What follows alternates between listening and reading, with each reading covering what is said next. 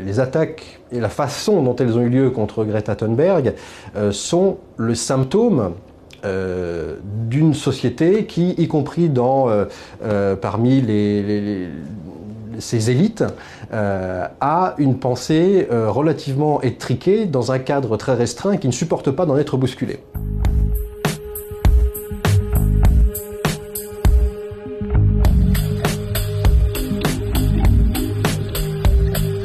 Greta Thunberg a été attaquée sur quoi? Principalement en France. Elle n'a pas été attaquée sur son discours de fond.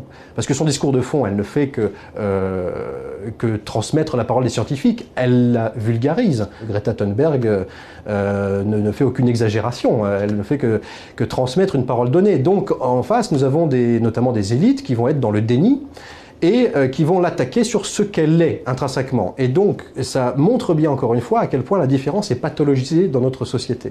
Parce que, sous prétexte qu'elle est dans le spectre de l'autisme, ça voudrait dire qu'elle serait incapable de penser par elle-même, ça voudrait dire qu'elle serait incapable d'émotion, qu'elle serait, qu'ai-je entendu encore, un cyborg, etc., etc. Et donc, on voit bien à quel point elle hystérise toute une classe d'élite qui sont le produit de cette société extrêmement normative et ça montre bien l'accueil qu'on fait encore à ce qui relève de la différence.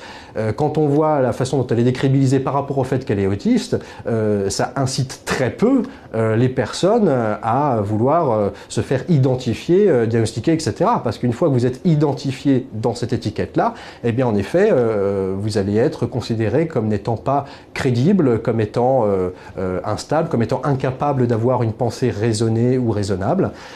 Et or, c'est bien ça le problème. Or, je vois que Greta Thunberg, même si elle peut agir avec une certaine passion, mais pourquoi pas, je vois que ceux qui la critiquent, enfin l'hystérie est davantage dans le camp de celles et ceux qui la critiquent.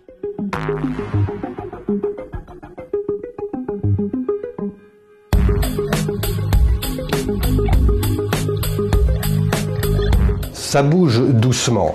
Aujourd'hui, le politique a enfin compris que c'était plus possible, en tout cas, de ne pas en parler.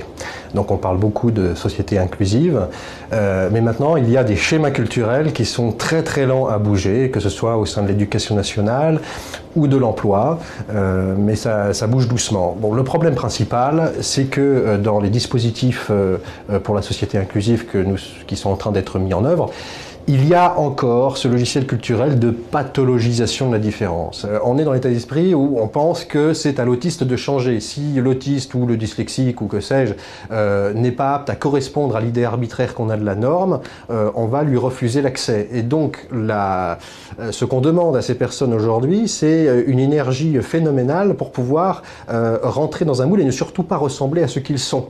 Et à ne pas se trahir, que ce soit même dans des gestuels ou des façons d'être, mais sauf qu'on ne peut pas tenir un rôle indéfiniment, et même sur des manières, même sur le court terme, un rôle qui ne nous correspond pas. J'espère qu'un jour, une personne pourra s'exprimer de façon médiatique, même si elle est ouvertement autiste ou dyslexique, et qu'elle ne sera plus attaquée sur ce qu'elle est.